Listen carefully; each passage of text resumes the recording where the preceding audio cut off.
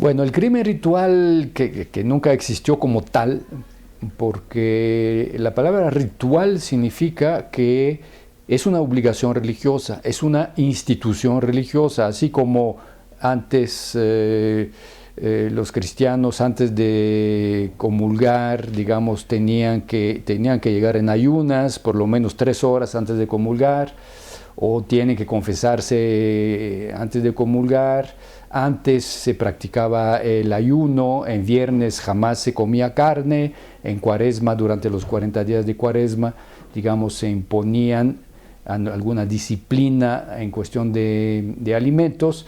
Bueno, todo eso es ritual. Si uno dice ritual, implica que hay una institución religiosa que impone algo.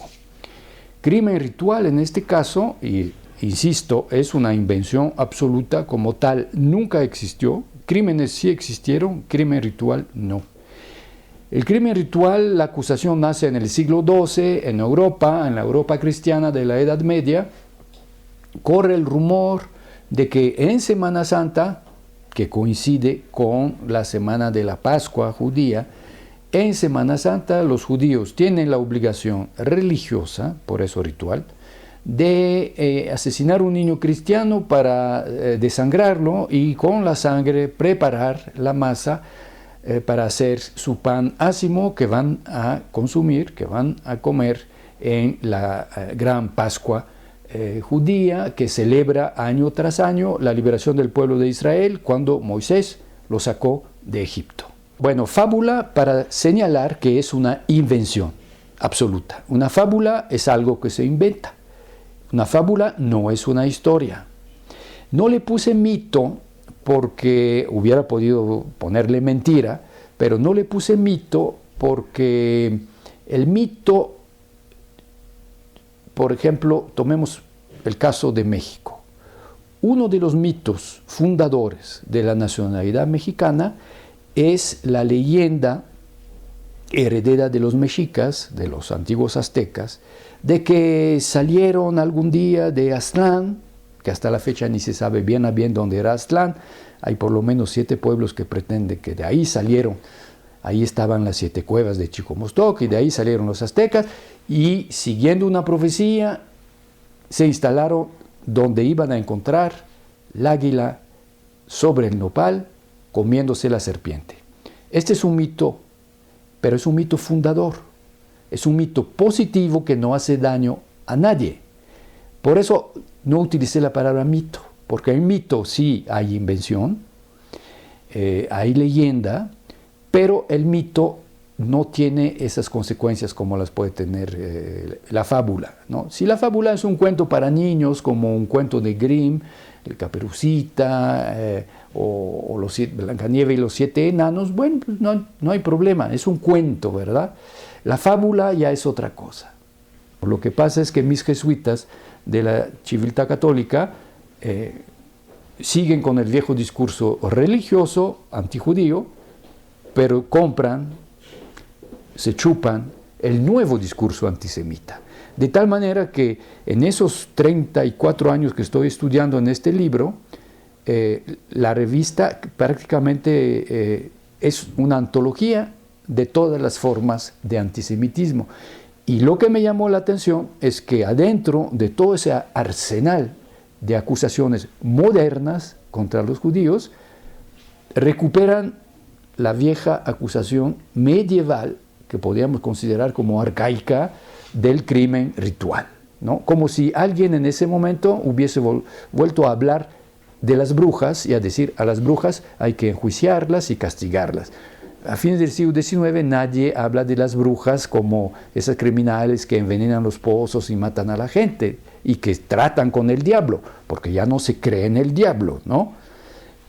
Pero la fábula del crimen ritual, curiosamente, no solamente los jesuitas cristianos de Civiltà Católica, sino los protestantes alemanes y húngaros y los ortodoxos rusos y los antisemitas ateos creen en la fábula del crimen ritual.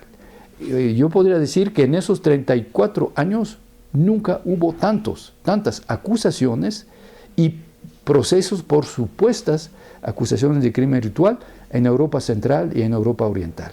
El primero es 1881 en Hungría y el último termina en 1914 en Kiev, Ucrania, que en aquel entonces era provincia del Imperio Ruso. Entonces, mis jesuitas están realmente pues, representativos, no solamente de un antisemitismo cristiano, sino del antisemitismo global de la época. Y lo grave para un cristiano es que están en Roma, al lado del gobierno superior de la Iglesia Universal, al lado de la curia romana y en contacto permanente con la curia romana. Y la curia romana permite que se publique eso cada 15 días.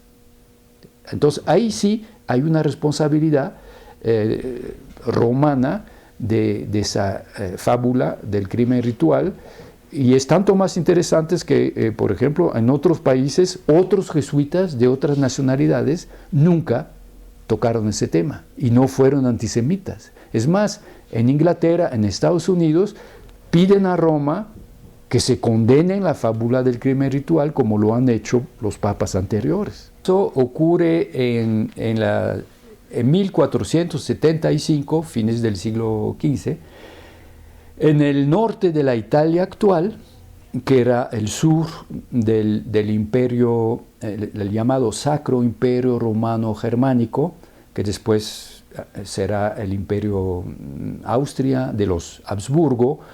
Para esa fecha ya están los Habsburgo, digamos, falta una generación para que nuestro Carlos V llegue al poder y sea rey de España y al mismo tiempo emperador y rey de la Nueva España, por eso digo nuestro Carlos V.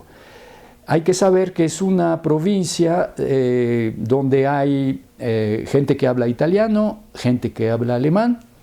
En el sur de los Alpes, es todavía los Alpes, una pequeña ciudad, pero bastante importante, una ciudad comerciante, es como el paso entre la Europa Central y Italia, y recientemente había llegado una pequeña comunidad judía de los que llaman Ashkenazi, es decir, son los judíos del norte, a diferencia de los sefaradíes, que son los del mundo mediterráneo, hasta España, de España hasta el mundo,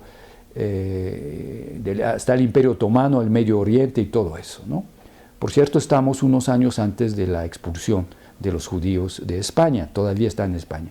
Ashkenazi son judíos que entienden alemán, su lengua, digamos, de comunicación es el alemán, y entre ellos hablan yiddish, que es una mezcla de hebreo y de alemán, y bien. Para esa fecha, y eso sí es decisivo, ya se había inventado la imprenta, ya existía la imprenta. Y por eso el proceso de Trento va a tener un impacto fabuloso, porque va a circular inmediatamente y con gran velocidad por la imprenta. Es más, el primer libro en alemán publicado en la ciudad de Trento está dedicado al proceso del supuesto crimen ritual cometido por la pequeña comunidad judía de Trento en la Semana Santa de 1475 contra un pequeño niño llamado Simón. En italiano el diminutivo de Simoncito, bueno, es Simoncino, ¿no? El pequeño mártir de Trento, como rápidamente lo va a decir el obispo de Trento.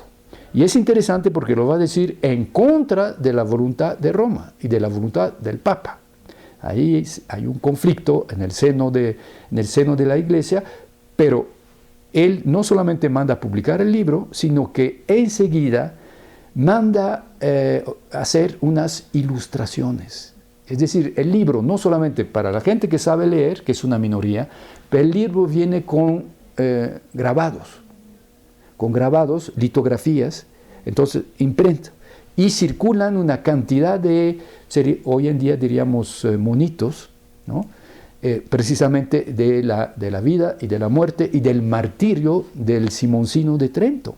Y a las pocas semanas, antes de que termine el proceso, ya vienen peregrinaciones de cientos y de miles de gente que viene a visitar la tumba del pequeño niño convencido que les va a hacer milagros. O sea, es un caso de agitación y de histeria colectiva La desgracia es que el resultado del proceso es la condena a muerte y la ejecución de varios judíos.